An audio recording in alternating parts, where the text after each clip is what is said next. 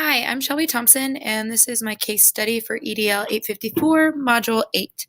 So, a brief overview of the case is that Susan Green, she's a new SPED teacher in the district. The district currently is trying to save money by having roaming administration, and Mrs. Green is having some big shoes to fill from her predecessor who had been a big leader in her building before. Mrs. Taylor has a third grader named Carl who is having some issues in her class behaviorally, and Mrs. Taylor is wanting that student removed when those problems are happening in the class to help not distract the classroom environment. So Mrs. Green, Susan, has arranged a parent meeting, and during the parent meeting, it is well aware that the parents have bigger issues, and there isn't a big adult advocate for the student.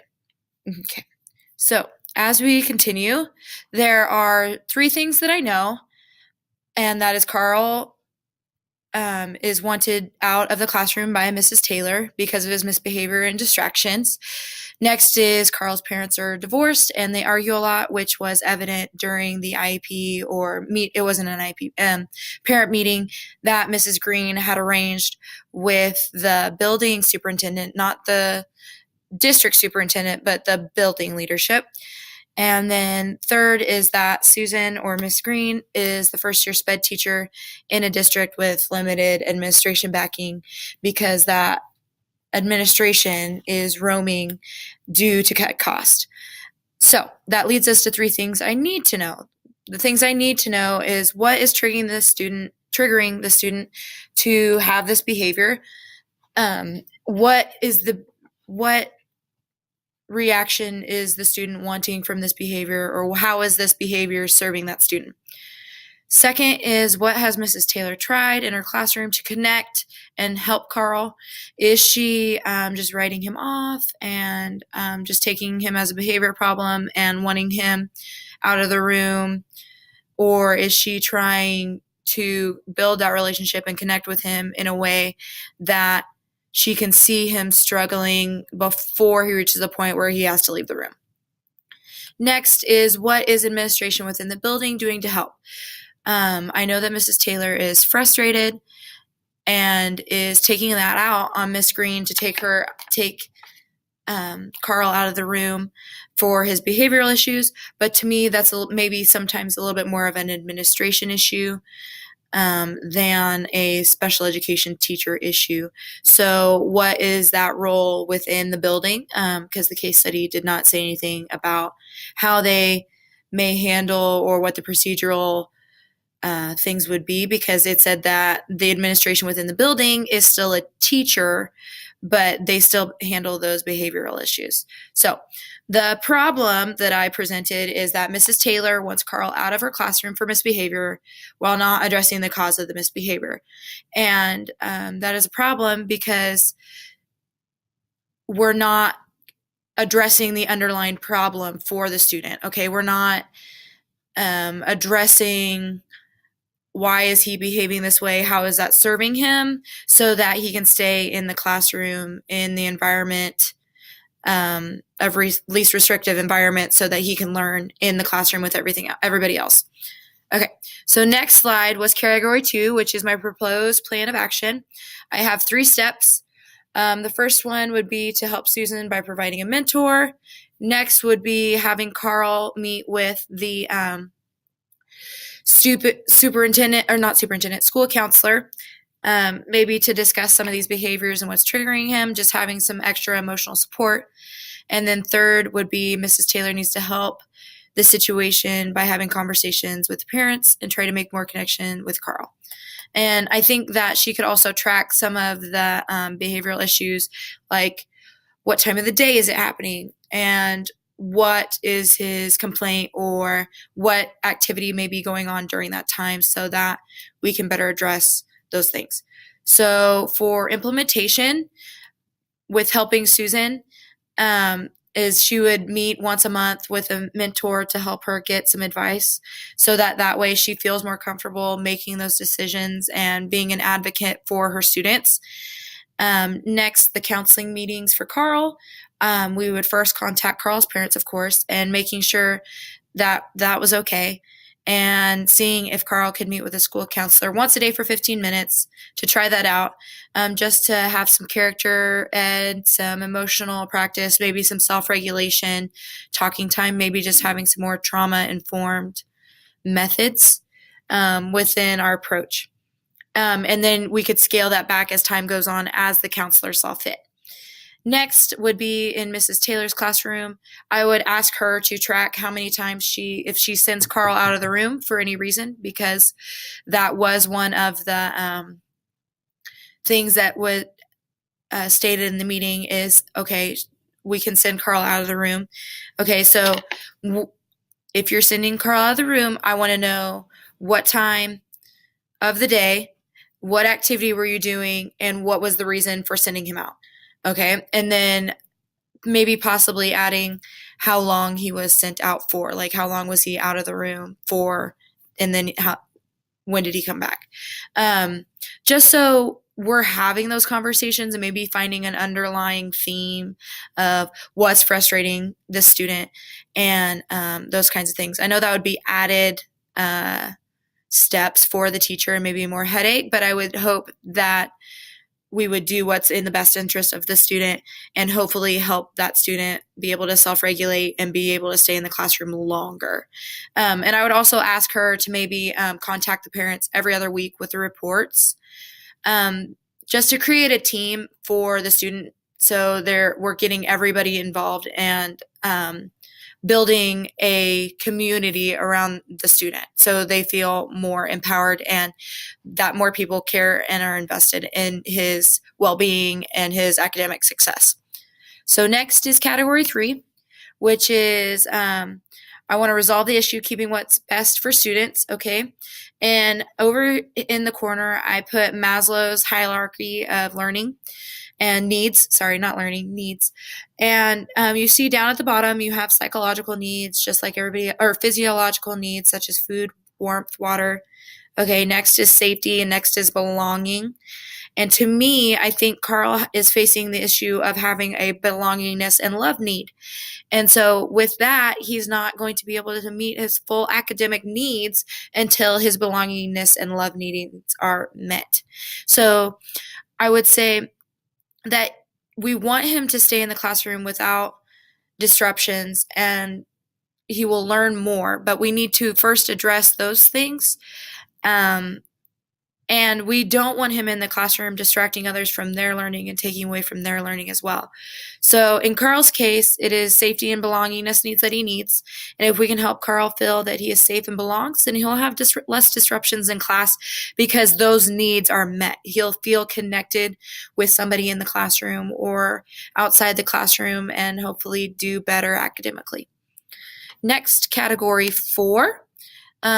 Is the debrief. So reflections that I thought of is just making sure that we're putting the whole student first, emotionally and academically, socially, all those things. Making sure we're doing that and addressing where the behaviors are coming from, not just putting a Band-Aid on the situation and removing the student, but how can we fix the issue of the misbehaviors so that he can stay in the classroom long term, because that's where he needs to be. Next is I want teachers to feel valued and listened to so that there's an environment of team building instead of just one teacher coming in and telling others what to do like Mrs. Taylor did to Mrs. Green or Susan. So what kind of procedures could we put in place in the future to voice issues or problems so that teachers aren't taking on problems individually, but as a team together to build up that student and create a team of educators for that student, not just making him somebody else's problem or issue, because he's not. He's a student and he needs help, and he needs help learning how to behave within a classroom. So that leads us next to our unresolved or open issues. I would say that an unresolved issue would be that of Mrs. Taylor approaching Mrs. Green. And I would just create maybe some more procedures like a sit team to voice student concerns and build a team environment around that, especially since there's not much administration in the building as much. And so if they could have that superintendent at that sit meeting once every other week or once a month or whatever, then there would be more team unity building, bonding for the students. Next, another unresolved issue would be what would happen if taking Carl out of the classroom doesn't work. Say you're taking Carl out of the classroom every day. Okay, what are we going to do in the case that that's not working? Okay, and so I would say there would have to be a follow-up meeting to address that concern if removing him out of the classroom isn't helping his behaviors and his academics. Okay, next, category 5 is to reflect on standard 2 to promote the academic success. Students and their well-being should always come first, and I think using a trauma-informed care model, which is why I put this graphic over here, those 3 things are so crucial if you want students to learn. You have to address those needs and those things for a student before they can ever learn anything academically in their brain chemistry.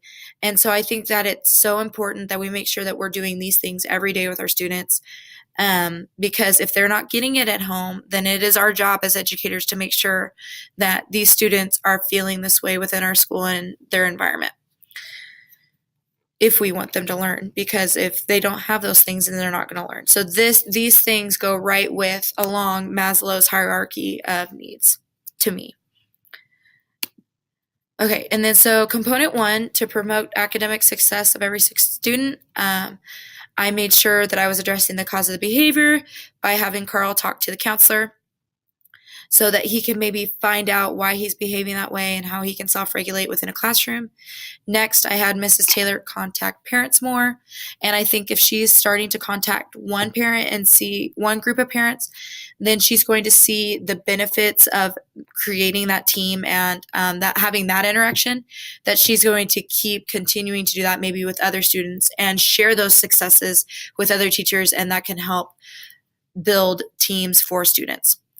Next, I made the environment more safe by using trauma-informed care leading to less outbursts in class, so that way other students are having their own academic success by not having to worry about outbursts in class through those behaviors.